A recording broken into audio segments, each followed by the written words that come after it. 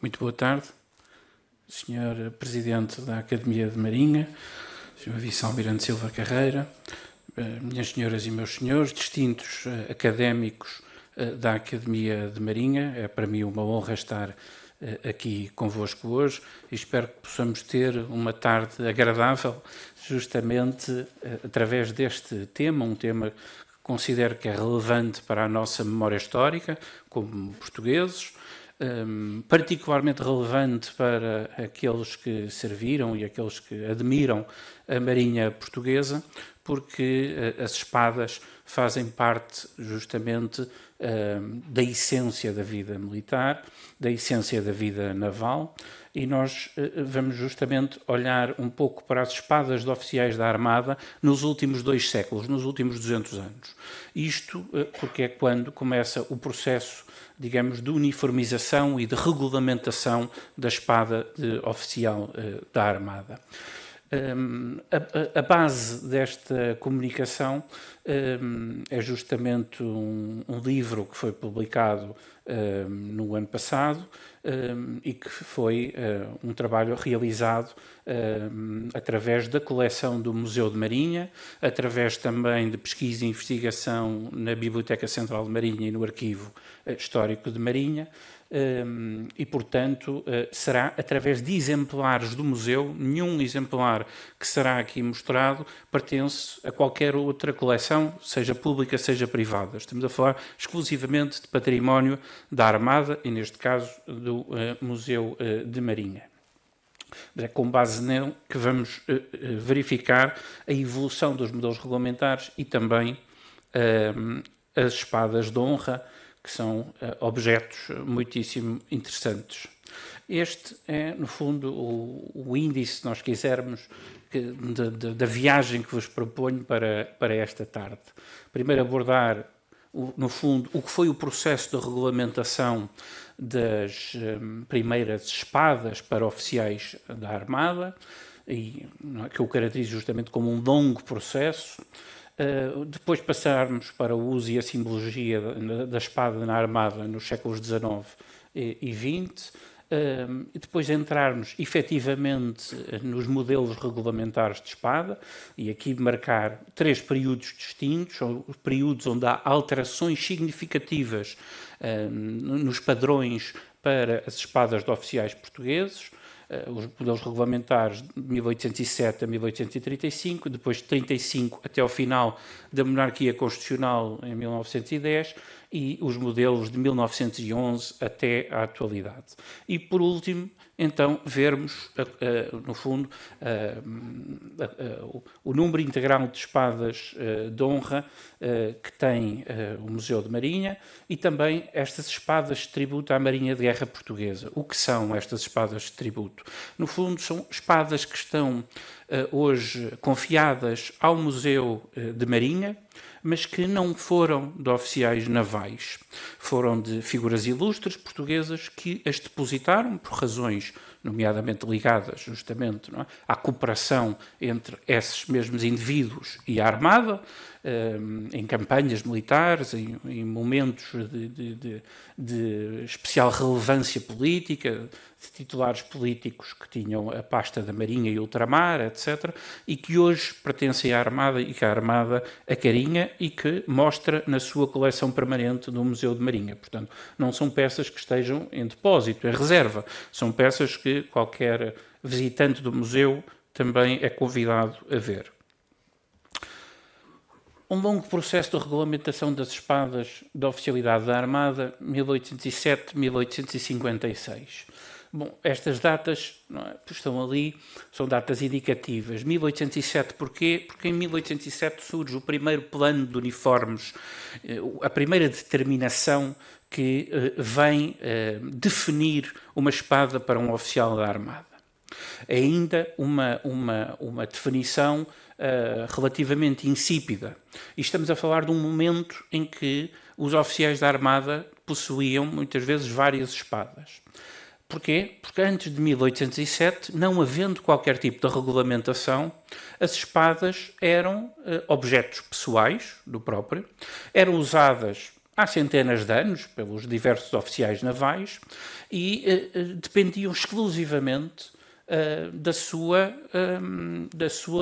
enfim, da sua ligação pessoal para com a espada. A espada é uma arma, naturalmente, neste período, é uma arma efetiva de uso para combate, é também um objeto de aparato, é também um objeto de estatuto, é um símbolo da própria carreira, um símbolo da própria dedicação às Forças Armadas, mas mais do que símbolo, nós quando estamos a falar de finais do século XVIII e inícios do século XIX, 1807, estamos a falar ainda, de facto, de armas absolutamente funcionais e que eram usadas em combate, em refregas, enfim, em situações quando assim fossem necessárias para a defesa ou para o ataque. E essas espadas, esta gravura que aqui nós temos é uma gravura didática, justamente de enfim, retirada da enciclopédia francesa e que nos mostra o quê? Mostra-nos uma oficina de espadeiro. E esta oficina de espadeiro está aqui meramente para ilustrar justamente essa variedade das armas que existiam. Não havia duas espadas iguais, as espadas eram objetos feitos de forma totalmente artesanal, portanto não estamos a falar ainda de processos industriais de produção ou mais standardizados, como já vamos ver na segunda metade do século XIX e depois, enfim, com maior força ainda no século XX. Portanto, as espadas ainda são um objeto absolutamente personalizado. Muitos oficiais escolheriam, por exemplo, utilizar lâminas mais antigas, lâminas de família, isto é, não encomendar, digamos, nos espadeiros peças completamente novas, outros escolheriam fazer peças novas e os oficiais muitas vezes tinham várias espadas. Portanto, um oficial não tinha uma espada, a espada não era um artigo de uniforme, como hoje é muitas vezes, enfim, faz parte de determinado uniforme. Na altura, a espada era um objeto com valor próprio e, neste caso, com um valor particular, tendo em conta a necessidade para a qual era usada, isto é, o combate. Aqui estão três gravuras aquareladas que pertencem ao Arquivo Histórico Militar em Bom Rigor. Elas não são contemporâneas, portanto, das datas. A primeira de 1806, esta segunda da Brigada Real de Marinha, é de 1816, a última de 1850. Estas datas são datas, enfim, são datas que se referem aos tipos de uniformes, mas a gravura não é efetivamente de 1816, de 1816 ou de 1850, estamos a falar provavelmente de gravuras feitas já na segunda metade do século XIX, mas no fundo para ilustrar como eram os uniformes navais na primeira metade do século. Não é? Portanto, enfim, podem ter também o seu quê de minimamente fantasioso, por exemplo, em relação à Brigada Real de Marinha. Não se conhecem os modelos de espadas da Brigada Real de Marinha, não existe nenhum desenho, não existe nenhum padrão que tenha chegado até nós. Não? Em relação aos dos oficiais navais, enfim, nós temos hoje quer exemplares, quer pranchas que o denotam. Mas, como vos dizia, este foi um longo processo de regulamentação, porque embora o primeiro regulamento surja em 1807, e nós veremos quais são essas espadas prescritas em 1807 para oficiais da Armada, em bom rigor, nós estamos a falar de um período altamente convulso na história nacional. Estamos a falar de um período em que os franceses invadem Portugal, logo em 1800, logo neste ano, justamente, em novembro de 1807, e, portanto, enfim, tudo o que nós podíamos querer, não é, que tivesse força de lei, em bom rigor, muitas vezes caiu por terra. Isto é, face à primeira invasão francesa, face depois às campanhas da Guerra Peninsular, face à Revolução Vintista de 1820, face ao Triênio Liberal, face ao Miguelismo, e depois à Guerra Civil, depois à Guerra Civil da Patuleia, enfim, todo esse catálogo de períodos altamente convulsos e de conflito interno vieram dificultar que as normas fossem efetivamente aplicadas. Portanto, não é? Embora tenha sido prescrito um tipo de espada em 1807, ninguém perguntava ao oficial se ele de facto estava com esse tipo de espada ou não, quando era preciso combater os franceses no ano a seguir. Ninguém iria fiscalizar isso. O que era preciso é que houvesse, naturalmente, armas para combater e não a arma X, conforme está determinado no plano. Isto é, havia um relaxamento ditado pela necessidade, muitas vezes, enfim, e depois ditado, não é? Também, naturalmente, pelas convulsões políticas que não permitiam, muitas vezes, que houvesse períodos para cumprir leis e regulamentos. Vão ser inúmeros as portarias que nós vamos encontrar até à década de 60 do século XIX, ditadas em ordens da Armada, em que os comandantes da Armada vão justamente procurar punir, e são punições coletivas no fundo, os desvios face àquilo que está uniformizado, os desvios face àquilo que está prescrito. E também nas armas nós sentimos muito isso. Nesta gravura vemos um oficial da Armada, Rodrigues França, foi comandante do batalhão de artífices do Arsenal, e está justamente com uma espada que nada tem a ver com uma espada de marinha. Isto é, estamos a falar, é uma gravura da década de 30 do século XIX, não é? É uma gravura, toda ela, e por isso é que eu a trouxe, não é? Ela é muito precisa em relação a outros elementos, por exemplo, o Dr. Paulo Santos até, num livro que tem, retrata justamente ali o talim, como sendo um exemplo, não é? Verdadeiramente do que estava regulamentado. Portanto, nós temos de nos perguntar, e a espada seria, não é? Será uma espada fantasiosa que o artista desenhou, enfim, imaginando uma espada qualquer, não é? Ou será também a espada que Rodrigues França utilizava, não é? Isto é uma espada de guarda de varetas, é uma espada que existia à época e que era usada justamente pelos oficiais do exército. Portanto, é provável, não é, que este tipo de permissibilidade de facto existisse neste período conturbado. Portanto, um oficial da Armada utilizando uma espada prescrita para oficiais do exército. É preciso dizer que, com a extinção da Brigada Real de Marinha, em 1837, não é? O batalhão naval que lhe sucede, por exemplo, aí é prescrito legalmente que recebam armamento idêntico ao da infantaria. Portanto, os oficiais do batalhão naval terão armas como a infantaria do exército, naturalmente. O uso e a simbologia da espada na Armada entre os séculos XIX e XX. A imagem que estamos a ver todos a reconhecemos é um magnífico quadro que retrata a Batalha Naval do Cabo de São Vicente, em 5 de julho de 1833, pertence à coleção do Museu de Marinha, justamente. E porquê este momento? Porque é o último combate naval português, onde é usada a espada verdadeiramente como arma de combate. E são inúmeras as descrições do combate, feitas na maioria por oficiais britânicos esses ao serviço português, portanto com patentes portuguesas, eram oficiais da Marinha Portuguesa, mas que justamente relatam o que foi o combate corpo a corpo, especialmente na abordagem e no assalto à nau Rainha, a nau enfim, almirante da Armada de Dom Miguel, e que foi feita justamente a sabre e a espada. Não é? O próprio almirante Napier, não é, que comandava a Armada de Dom Pedro, usou, não é, a sua espada neste combate, não é, e e ficou, aliás, ferido. Vários outros oficiais, o segundo comandante da Armada Naval, que era o Comodoro Wilkinson, um oficial britânico também, mas ao serviço português, não é? Viu a sua espada partida justamente no combate e continua a combater com uma lâmina de cerca de 40 centímetros, mas continuou justamente a combater. Não é? O filho adotivo do almirante Napier, que também se chamava Charles Ehlers Napier, tinha no fundo, não é, o mesmo nome, que era oficial superior da Marinha Portuguesa.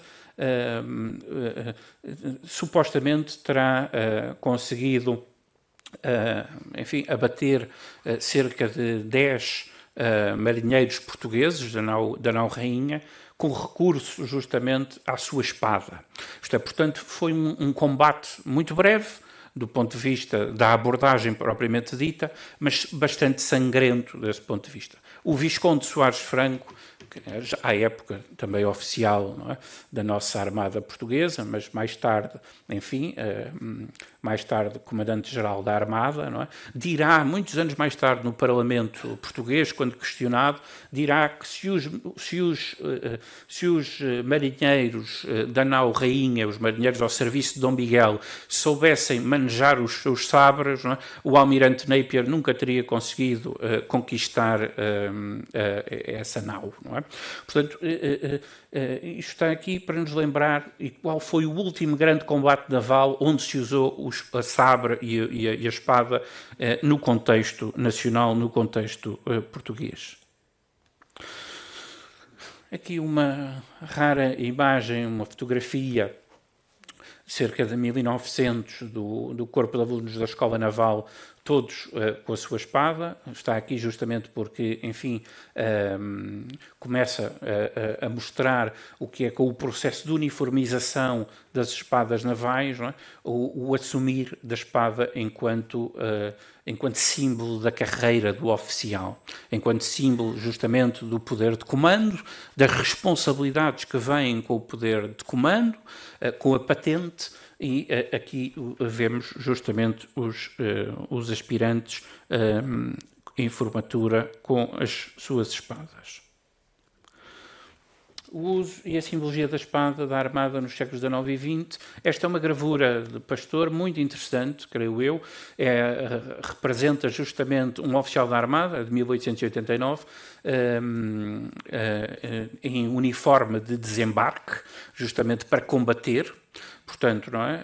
Ali com o revólver, não é? Regulamentar, no colder, naturalmente, não é? E com a espada, justamente, no respectivo talim. E, portanto, era assim, não é? Que supostamente os oficiais estariam preparados para o combate ou para o desembarque no último quartel do século XIX. Também é uma gravura muito interessante, penso eu. Pastor foi um excelente artista plástico português, com muita colaboração em revistas, na imprensa portuguesa, não é? E permitam, não é, de uma forma um bocadinho mais ligeira, mas dizer, enfim, não é, ao representar, isto é uma representação regulamentar, um oficial da Armada não escolheu um tipo espadaúdo, alto, loiro, azul, isto é, foi buscar verdadeiramente um português trigueiro, baixinho, encorpado, não é? Diria até, pronto, enfim, bem apessoado, sem dúvida, mas muito nacional, muito português. Nota-se que é um oficial da nossa Armada do último quartel do século XIX. A espada, não é, vai ser ainda usada no contexto da própria Armada, nas campanhas africanas, naturalmente. João de Azevedo Coutinho, com alguns dos seus oficiais, alguns do exército, outros da Armada, na imagens da esquerda, na expedição ao Baroé, em Moçambique. Aqui o regresso, já em Lisboa, o regresso da campanha dos Coamatos. Há uma companhia expedicionária de marinha, aquele era o primeiro tenente que comandava essa companhia, está justamente com a espada de oficial da Armada, atrás vêm os seus marinheiros, Enfim, eles estão aqui para representar justamente o uso, mesmo em campanha, como se pode ver, das espadas. João de Azevedo Coutinho tem a sua espada embainhada e há também um outro oficial da Armada, o último à esquerda, que também tem a sua espada de marinha. Elas, enfim, saltam imediatamente à vista, porque são as únicas espadas que têm bainhas em cabedal, bainhas de couro. Ainda hoje assim é. Todas as espadas do Exército, o Exército ainda hoje mantém 3 modelos diferentes de espada em vigor, todos eles com bainha de ferro, dita de ferro, isto é, portanto, uma bainha de metal prateado, não é? No caso da Armada, é o único ramo, neste caso, que mantém uma bainha de couro e que, à época, também mantinha. Isto é, o Exército, mesmo nesta época, portanto, no último quartel do século XIX e no início do século XX, já tinha abandonado definitivamente as bainhas de couro. Claro, não é? Nas Memórias de um Velho Marinheiro e Soldado da África, que é um livro incontornável, não é? Para todos os amantes de história naval e do que é a ação, não é? Do que é a ação de João de Azevedo Coutinho, não é? Uma ação extremamente aventureira e muito interessante. Nós vamos encontrar vários relatos do uso da espada, não é? Portanto, não iria aqui descrevê-los eu e retirar o prazer da leitura, mas recomendo porque várias vezes ele usou a espada, principalmente em campanha, em África, em Moçambique, não é? Principalmente como forma de moralizar os seus próprios marinheiros para combates, para refregas, para encontros com forças indígenas adversárias. Bom, mas a espada continua a ser uma arma até muito tarde. É evidente, não é, que a supremacia das armas de fogo no início do século XX já era total, não é? Já estamos a falar de tiro de repetição, portanto, enfim, as espadas não tinham verdadeiramente a utilidade que outrora tiveram, não é? Isso é inegável, não é? Com o avançar do século XIX, e com o apetrechamento tecnológico das armas de fogo, as armas brancas vão perdendo a sua ação. Mas a verdade é que no 5 de outubro de 1910, isto é, na Revolução de 5 de outubro, portanto, não é, da madrugada de 3 até 5 de outubro de 1910, a espada na Armada vai ser usada várias vezes aqui em Lisboa, na cidade de Lisboa, durante a Revolução. Este quadro representa justamente a abordagem ao cruzador Dom Carlos, o principal navio que estava surto no Tejo, ainda nas mãos dos monárquicos, o último navio a render-se, e só se rende depois de uma abordagem violenta, bastante violenta, comandada pelo tenente José Carlos da Maia, que ali está em cima à direita, e que aqui podemos ver em maior pormenor. José Carlos da Maia, há várias descrições que eu acabo por relatar no livro que inspira também este trabalho, não é?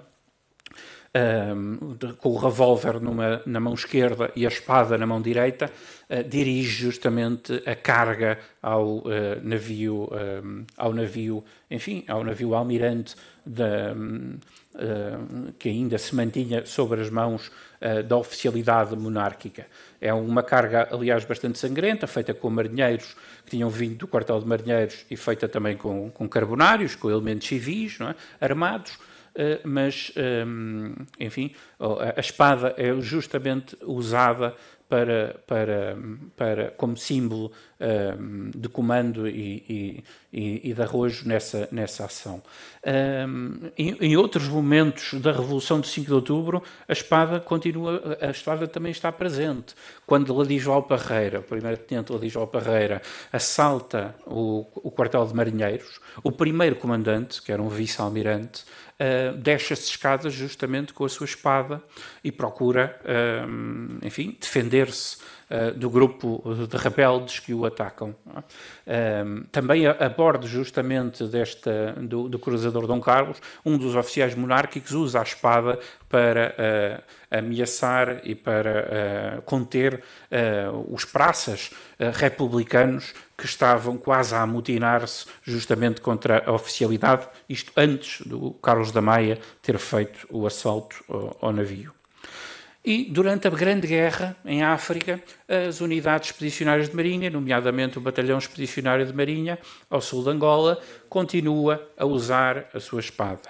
Nós podemos ver aqui, não é? Carvalho Araújo à nossa esquerda, Vasconcelos Issá, médico, não é? Naval, e que era o comandante dos serviços de saúde da expedição ao sul de Angola, ambos, infelizmente, nesta fotografia, uma fotografia retirada da imprensa, bastante pior, mas à esquerda conseguimos ver justamente Carvalho Araújo montado, com o uniforme de campanha colonial e com a sua espada de marinha bem visível. Portanto, os oficiais continuaram a usar as suas espadas de marinha até bem tarde. Por exemplo, João Robi, não é? Que, como todos nós sabemos, morreu em 1904 no combate, enfim, não é?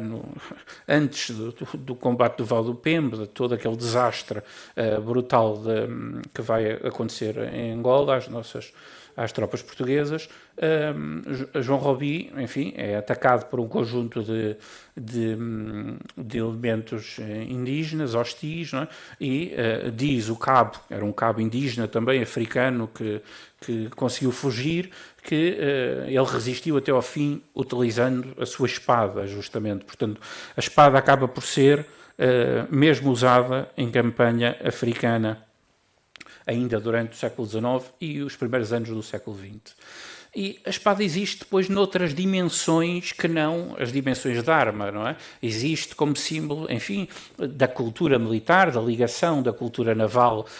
Aqui temos, por exemplo, uma brochura, não é? Da bênção das espadas, era uma cerimónia que se fazia antigamente, não é?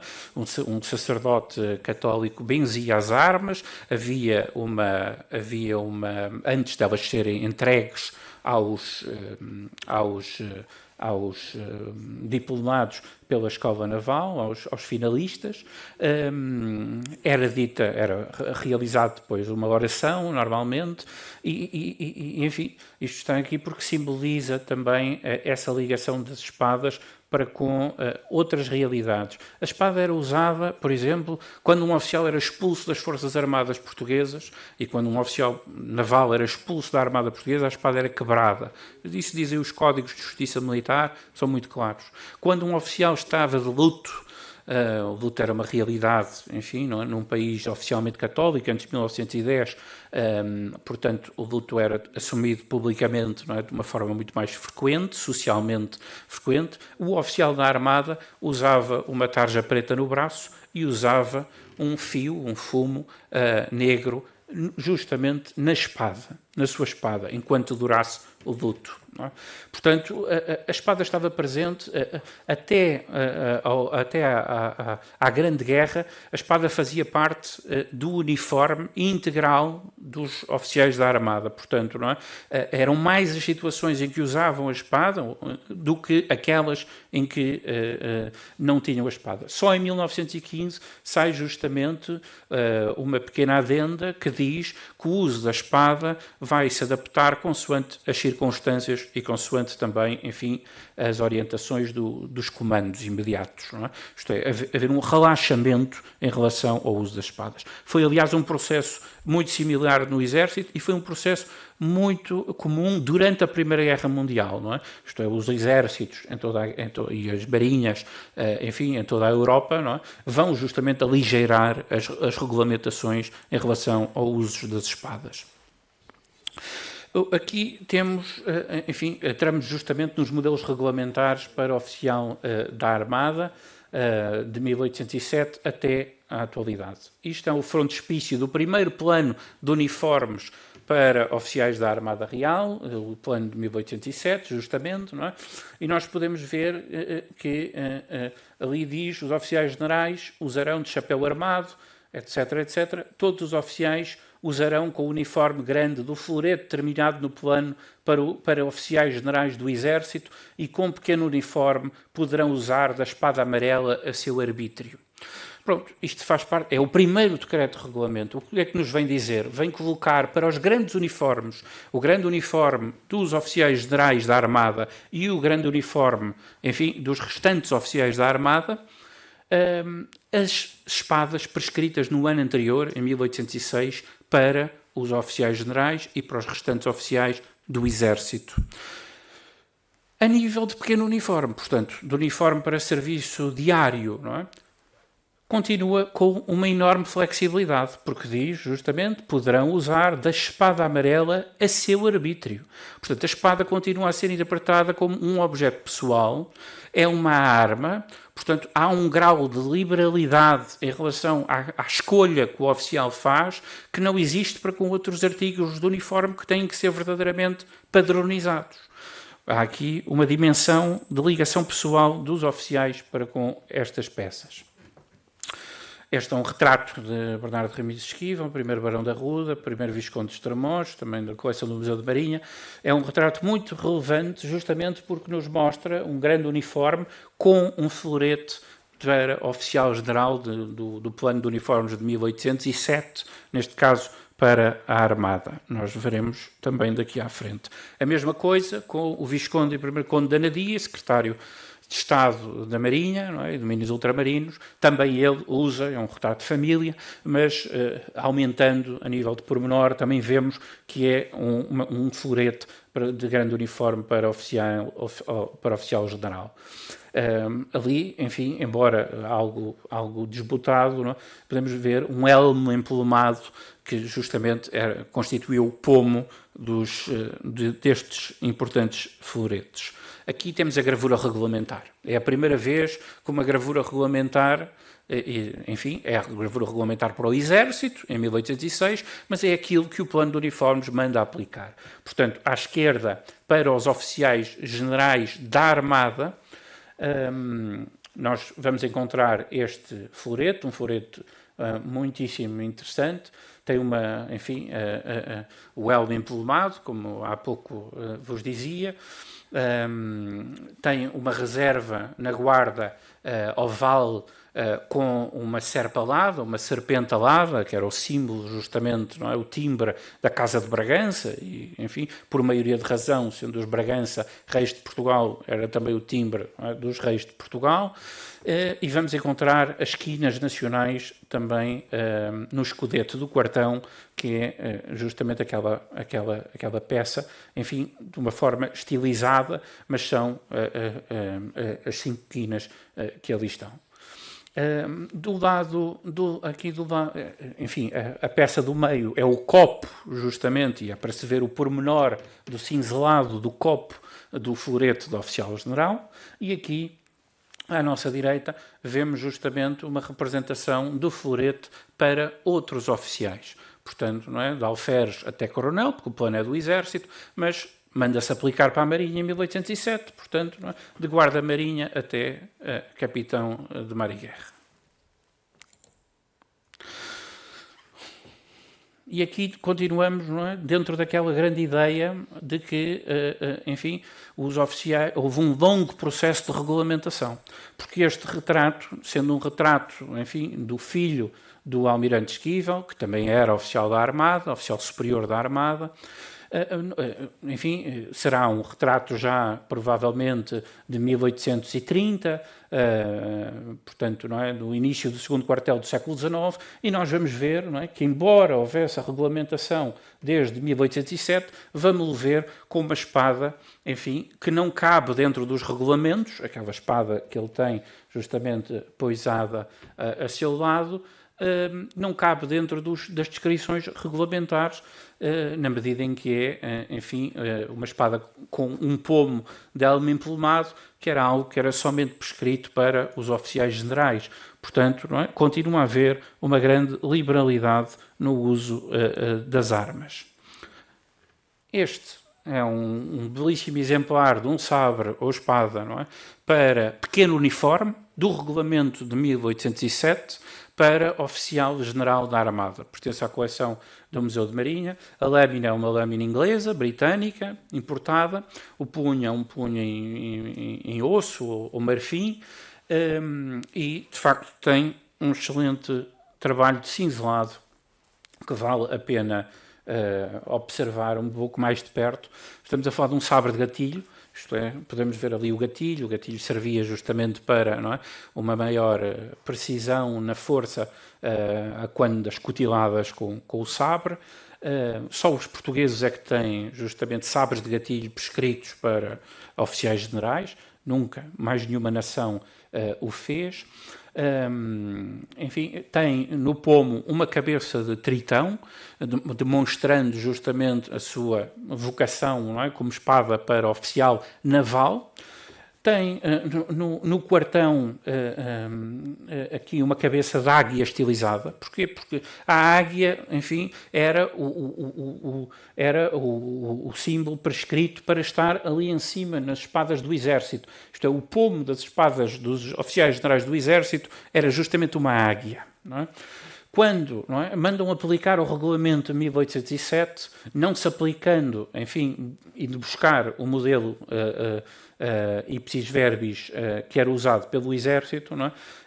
Mesmo assim decide-se incorporar, digamos, mantendo ali a referência à águia que constava do desenho oficial do plano. E, portanto, aqui no escudete do quartão temos uma figura mitológica, todas estas armas do início do século XIX, armas ditas de grande aparato, naturalmente, vão buscar uma influência muito neoclássica, como estava muito em voga também, não é? No Primeiro Império Napoleónico, que disseminou muito toda essa cultura. Portanto, provavelmente será uma representação de Marte como deus da guerra, e os troféus marciais são muito comuns neste tipo de armas. Aqui está justamente a espada prescrita para o grande uniforme dos restantes oficiais da Armada. Isto é, portanto, de guardas marinhas até oficiais superiores. É uma espada do Museu de Marinha, ela não tem um pomo original, portanto, o pomo ali à esquerda, não é? Na extremidade esquerda, não é original, foi substituído, mas eu escolhi justamente este exemplar, entre outros, por ter uma lâmina muito mais antiga. Portanto, este é um modelo de 1807, usado de 1807 até 1835, mas, em bom rigor, tem uma lâmina de 100 anos ou 200 anos antes. Isto é uma lâmina do século XVII ou século XVIII. E tem uma inscrição portuguesa, uma dita inscrição patriótica, que a faz ainda mais atraente, não é? De um lado, enfim, diz Vive el Rei, e do outro, de Portugal. Não é? Evidentemente, não é? Que a corrosão já foi fazendo o seu trabalho, mas ainda é legível. É uma lâmina, portanto, bastante mais antiga do que a espada, mostra justamente a questão das espadas de família e outras, isto é, enfim, a reutilização de lâminas, simplesmente por ser mais barato, muitas vezes, do que comprar uma lâmina totalmente nova. Nós não temos padrões das espadas de 1805 até 1810. Aqui entramos no segundo período de regulamentação das espadas.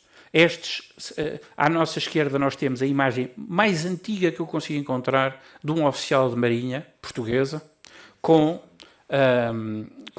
uma espada do modelo que vai ser adotado em 1835. E o que é? É nada mais nada menos do que uma gravura de um conjunto de representações maçónicas portuguesas de 1843, de uma obediência, portanto, de uma organização maçónica de qual era membro, por exemplo, não é? O Visconde Soares Franco, que veio a ser o oficial da Armada mais ilustre, enfim, mais relevante, pelo menos, não é? Das suas décadas, não é? E é uma representação, portanto, não é, de um maçom português. O que interessaria, não é, aos maçons, neste caso, seria a representação do avental e, da faixa, etc, etc. Aquilo que nos interessa a nós é saber que o artista, não é, conseguiu retratar o uniforme e, neste caso específico, a espada. Portanto, houve essa preocupação em retratar justamente uma espada. Espada é essa, não é? Que, enfim, não é? Também não está retratada em pormenor, mas percebemos que é justamente, não é? Um modelo, porque tem, enfim, 3 montagens em latão amarelo, uma bainha de couro, enfim, uma guarda de meio cesto. Isso é perceptível naquela espada, tal como vai ser perceptível nesta gravura da direita. O que é esta gravura da direita? É o uniforme consular. E porquê o uniforme consular? porque esta gravura é de 1851 e é a mais antiga representação regulamentar que nós temos de um uniforme da Armada, contemporâneo. E porquê? Porque o Regulamento Consular Português determina que os vice-cônsules usam, é-lhes conferida a graduação de capitães-tenentes da Armada Real. Os cônsules é-lhes conferida a graduação de capitães de fragata da Armada Real. E aos cônsules gerais a graduação como capitães de mar e guerra. E, portanto, é prescrito que eles usem na íntegra o uniforme prescrito para os oficiais da Armada, inclusivamente a sua espada. E é isso que aqui verdadeiramente nos interessa. Isto é, não são conhecidos, eles existiram desenhos, padrões destas espadas e destes uniformes, certamente que existiram, não é? Mas hoje, não é? No Arquivo de Marinha, na Biblioteca de Marinha e em outras instituições onde investigamos, não nos foi possível encontrar, não é? uma representação regulamentar mais antiga do que esta. Portanto, 1851, verdadeiramente, provavelmente utilizaram, não é, o desenho original de 1835. Isto é possível, porque como mandavam para os cônsules, não é, que eles envergassem o uniforme de oficial da Armada, é possível que tenha simplesmente sido uma cópia dos desenhos que estão perdidos e que eram originalmente referentes aos oficiais da Armada. E ali podemos ver claramente que é uma espada, não é, mais ou menos semelhante àquela que nós conhecemos ou vamos conhecer. E o modelo, não é, que nós vamos usar em 1835 até 1910 tem uma inspiração. Inspiração essa que advém, claro, das espadas britânicas. Este é um modelo britânico de 1827, reproduzido, não é, ao longo dos anos em várias representações regulamentares.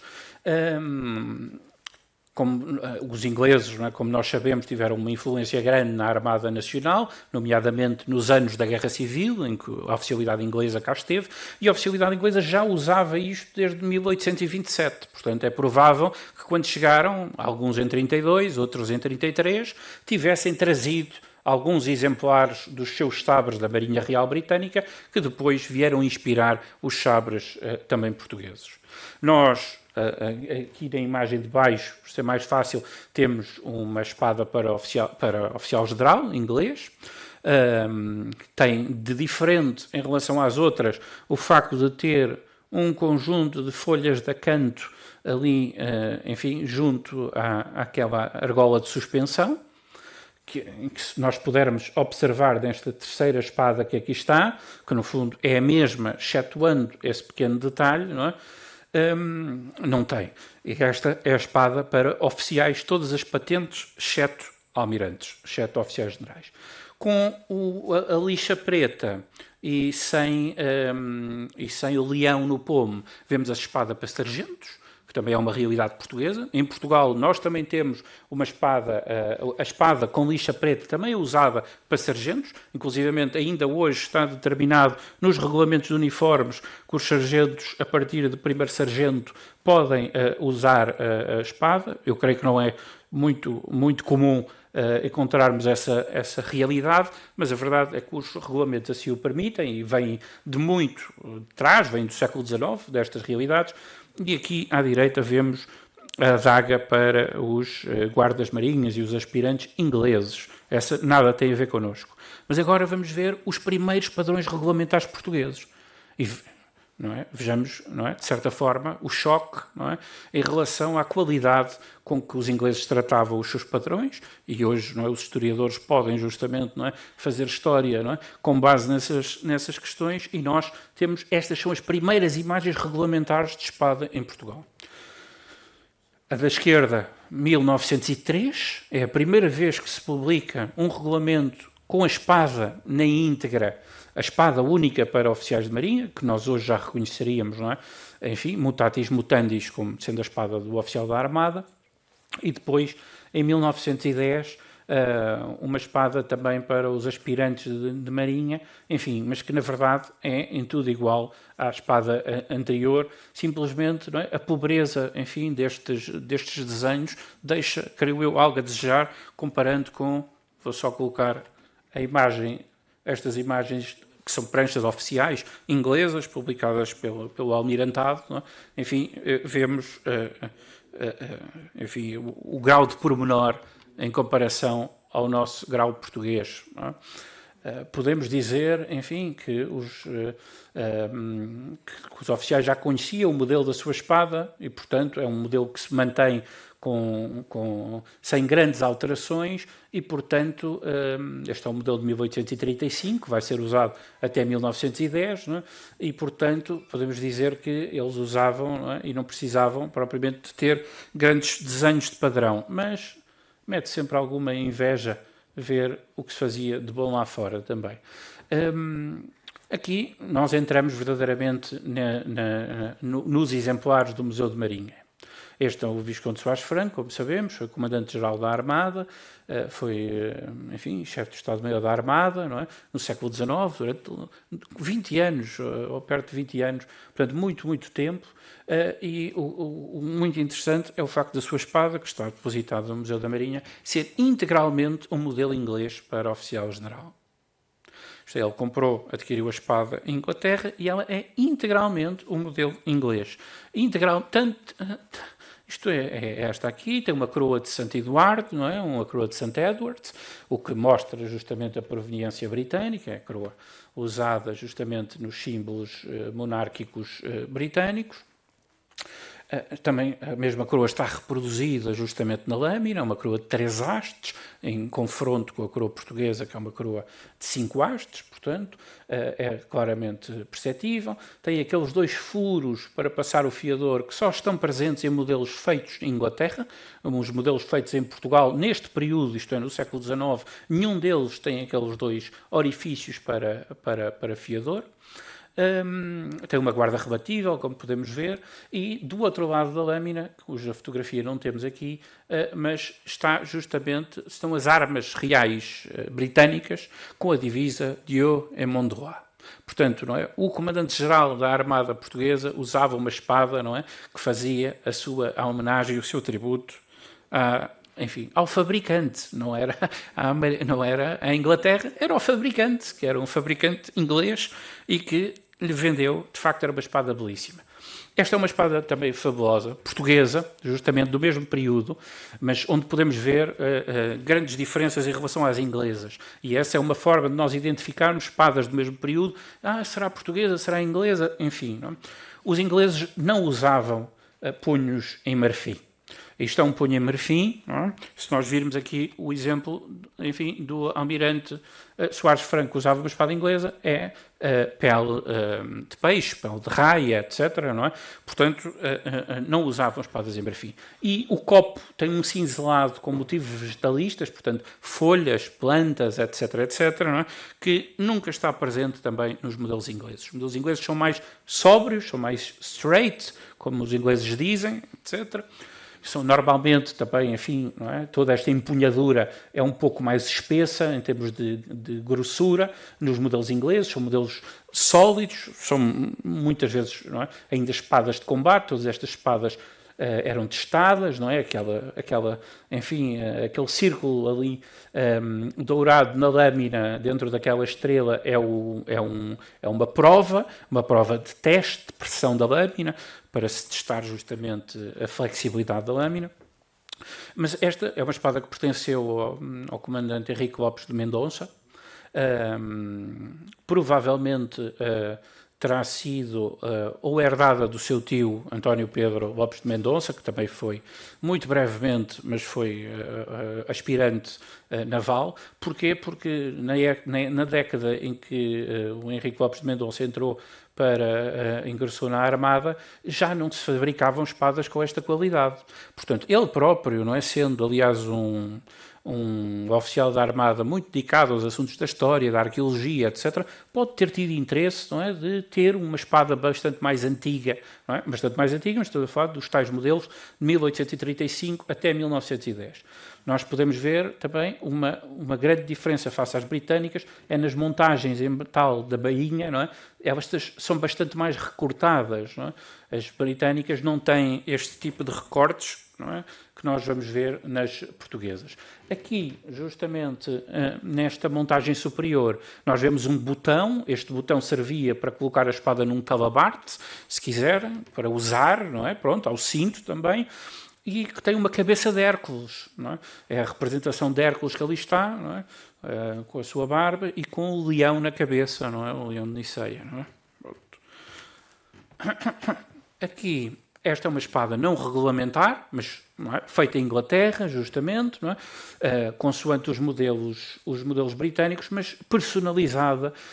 Era a espada, é uma das espadas do João de Azevedo Coutinho, justamente, não é? E que a família legou ao Museu de Marinha. Não é? Nós vemos uma qualidade de gravação aqui a ácido na lâmina compatível com as espadas inglesas, isto é, a mesma qualidade de gravação que vimos há pouco na espada do Almirante Visconde de Soares Franco, não é? Mas aqui com as armas portuguesas e com a coroa portuguesa, uma coroa de 5 hastes, justamente, claramente diferente.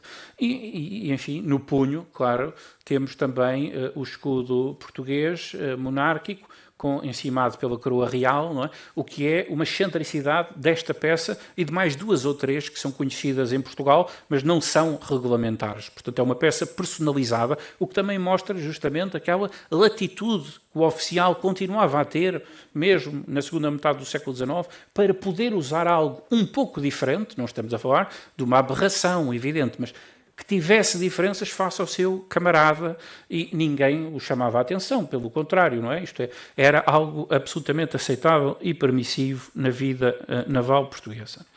Esta espada pertenceu ao almirante Quintão Meireles, é uma espada que ele terá usado, não é, enquanto mais jovem, não é, os primeiros passos que deu na academia, ainda durante a monarquia, não é, e é uma espada feita na Alemanha, como vão ser depois muitas outras, não é, ou montadas cá, mas importadas, não é, enfim, com lâminas alemãs de Solingen. Portugal tem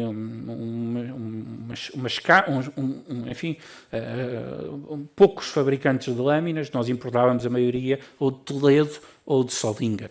Esta tem uma gravação muito interessante, não é? A dourado, justamente, que comprova a sua proveniência. Portanto, este é o modelo de 1835 até 1910. Em que é que ele se consubstancia? Uma guarda de meio cesto, não é? Enfim, com uma parte rebatível ou não, aquela parte atrás para justamente não roçar nos uniformes, baixava-se, não é? E uma elipse na guarda, onde consta a âncora de marinha e a coroa real portuguesa. Não é? Aqui passamos para as espadas da República. E as espadas, enfim, até à atualidade, de 1911 até à atualidade. Está aqui o vice-almirante Cândido dos Reis, representado por Veloso Salgado, não é? Embora seja um belíssimo retrato, é uma belíssima representação, é obviamente uma representação anacrónica, no sentido que o almirante, não é, faleceu durante a Revolução de 5 de Outubro e, portanto, não podia estar, não é, aqui representado, não é? Já com o uniforme republicano, não é? Portanto, é um retrato que é feito, não é, para o Salão Nobre dos Passos do Conselho de Lisboa, ainda hoje lá está, e muito interessante, é feito do Almirante Cândido dos Reis e o do Dr. Miguel Bombarda, não é? Que ambos faleceram, não é, no seguimento da Revolução. Mas e ele está aqui com o seu sabre de marinha, que nós vamos depreender que já seria um sabre republicano, assim como a farda, não é? Farda é essa, não é? Enfim, que ele não usa com as modificações que existem. Nós vamos ver o regime republicano em 1911, em janeiro de 1911, promulga o primeiro plano de uniformes, o primeiro regulamento de uniformes. E nesse primeiro regulamento de uniformes faz aqueles desenhos para as montagens das bainhas dos oficiais da Armada, portanto passa a haver um padrão, são aqueles padrões geométricos e, obviamente, a âncora em cima da montagem, da montagem superior, digamos, e vai prescrever que a coroa real que nós vimos, não é, no centro da guarda das espadas até 1910 venha a ser substituída por uma estrela de 5 bicos. É isto que diz o regulamento, uma estrela de 5 bicos. E há muita noção, não é? Enfim, não é? A influência, não é? Dos setores mais radicais e da maçonaria e da carbonária, etc. Enfim, não é? Essa influência pode eventualmente ter existido, mas a verdade é que a estrela é assumida noutros contextos, mesmo a nível oficial. E por isso trago-vos aqui o selo, não é? do gabinete do presidente do governo provisório, Joaquim Teófilo Braga, não é? Que tem justamente, não é? O símbolo, enfim, um símbolo. Ainda não temos os símbolos nacionais consolidados, não é? E, portanto, não é? Com alguma liberdade, não é incluída a estrela de 5 pontas no símbolo do gabinete do presidente. Essa estrela de 5 pontas vai ser usada, não é, nas espadas dos oficiais da Armada durante um ano só durante o ano de 1911. Nós aqui vamos ver, enfim, 3 outros momentos marcantes da evolução dos regulamentos. Não é? Em 1960 publica-se um novo regulamento de uniformes. O regulamento de uniformes de 1960, peço desculpa, produz, enfim, tem aquilo que eu considero que foi provavelmente um erro, um lapso, não é? Que diz que os punhos das espadas para oficiais da Armada devem ser de marfim ou de osso.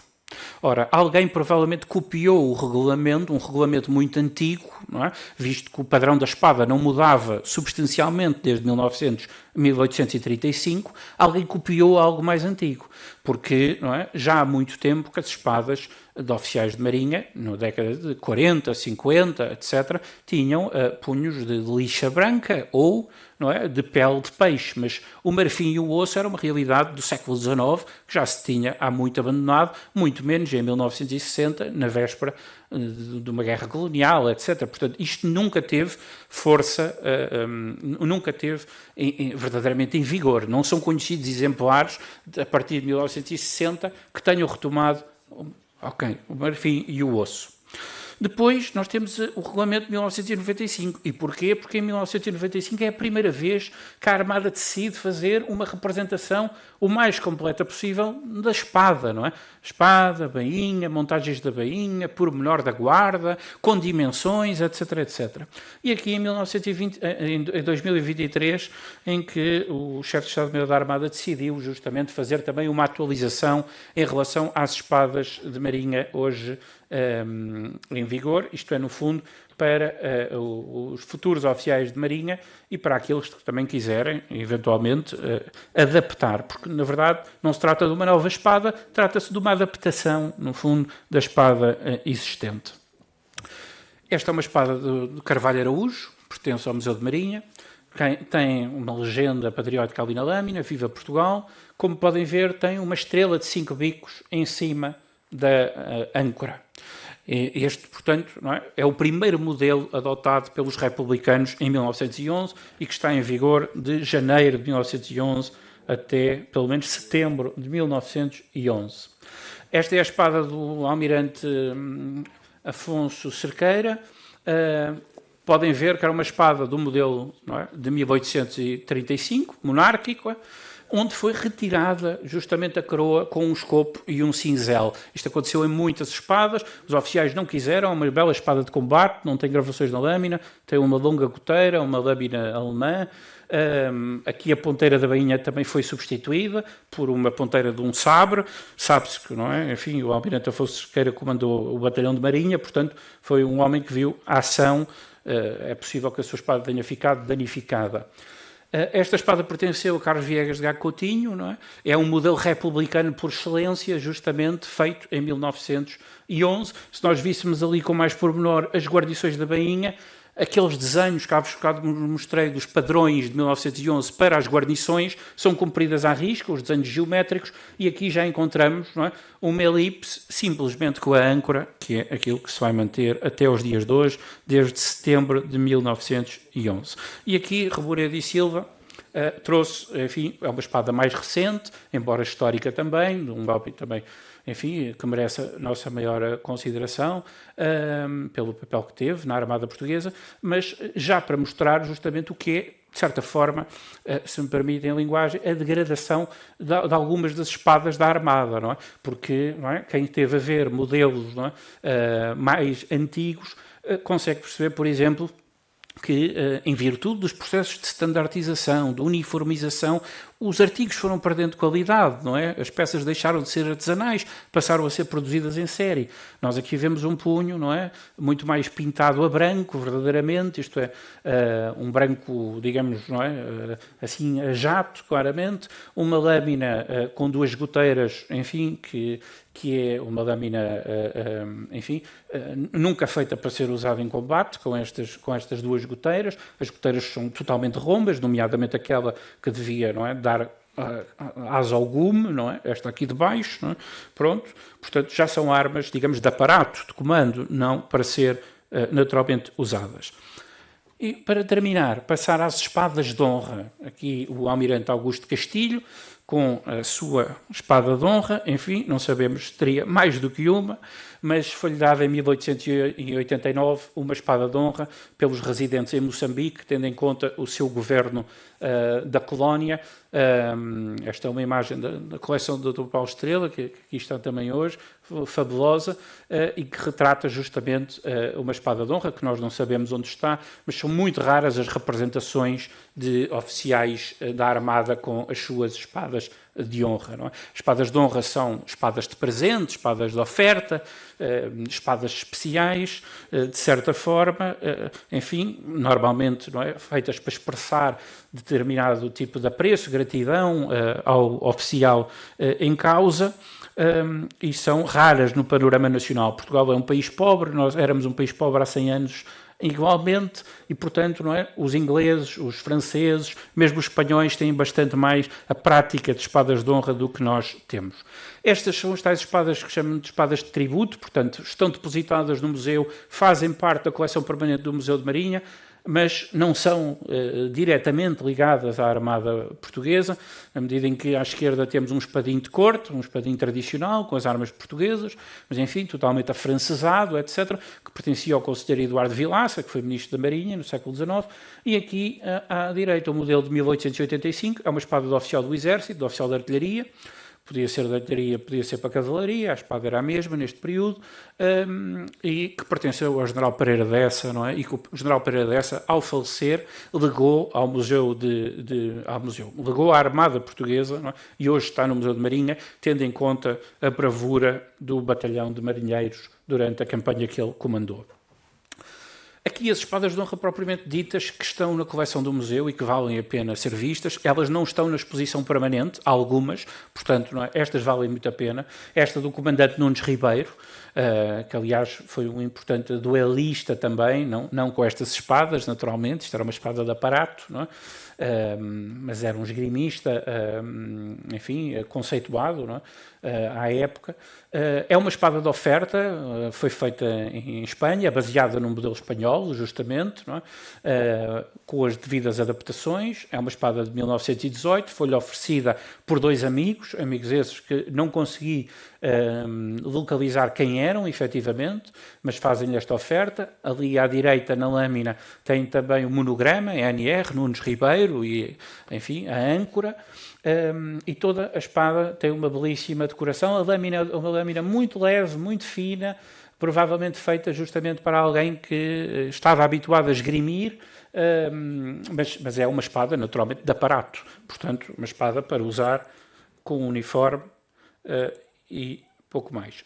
Esta espada é a espada de honra que pertenceu a Leoto do Rego. Leoto do Rego foi um importante, não é, oficial general enfim, com particular presença ali junto ao Partido Democrático, republicano, e que diz, é baseada num modelo de 1837 francês, este é o sabre francês de 1837, que os franceses usam até hoje, em bom rigor, tal como a nossa espada, desde 1835 até hoje, tem tido pequenas alterações, a mesma coisa em relação a este sabre francês, que é de 1837, e ainda hoje é usado pela Marinha Francesa. Tem uma bela inscrição que diz: o povo republicano de Lagos, ele era, o Leoto do Rego era originário de Lagos, oferece ao ilustre oficial da Armada Leoto do Rego como recordação do seu feito heroico de 14 de maio de 1915. Portanto, é uma espada de oferta em relação ao papel de Leoto do Rego, que mandou os navios da Marinha no Tejo na Revolução de 14 de maio. Aqui, uma peça já de joalharia, não é? Isto é verdadeiramente muito interessante, muito rica. Uma espada de oferta, oferecida ao comandante João Belo, em Moçambique, mandada fazer em Portugal, não é? Mandada fazer cá, é feita pela importante casa de joalheiros Leitão e Irmão, na altura joalheiros da Coroa, não é? A lâmina é uma lâmina importada de Espanha, é feita na fábrica de Toledo, mas sob a prescrição, não é, dos ofertantes, que a personalizaram muitíssimo. É uma peça feita, toda ela, todo o punho, menos aquela guarda rebatível, todo o punho é feito ou de prata dourada ou de ouro, esmaltes também. Toda a bainha, todas as montagens da bainha são todas elas em prata, prata dourada, também muitíssimo interessantes, com os monogramas de João Belo, e com aquelas armas referentes justamente a Gaza, que foi o distrito, a circunscrição que João Belo comandou nos seus anos de estadia em Moçambique. Aqui vemos justamente, não é, enfim, o pormenor da lâmina, de um lado Gaza a João Belo, do outro lado os vários combates em que passou. Esta é a espada de Judice Beaker, também uma espada de honra, muitíssimo interessante, dada pelo povo da Guiné e pelos comerciantes da Guiné. Joaquim Pedro Vieira Judice Beaker, vencedor de Jufum, Cossol e Higim, os portugueses e estrangeiros residentes em Belama em 1901, tem um belo ouro sobre azul, não é? E na sua lâmina, toda ela decorada. É uma técnica antiga do século XIX, mas continua-se a fazer nas espadas, enfim, mais caras e mais especiais, não é? Do século XX também, e acho que um ouro sobre azul é uma boa forma de terminar. Muito obrigado.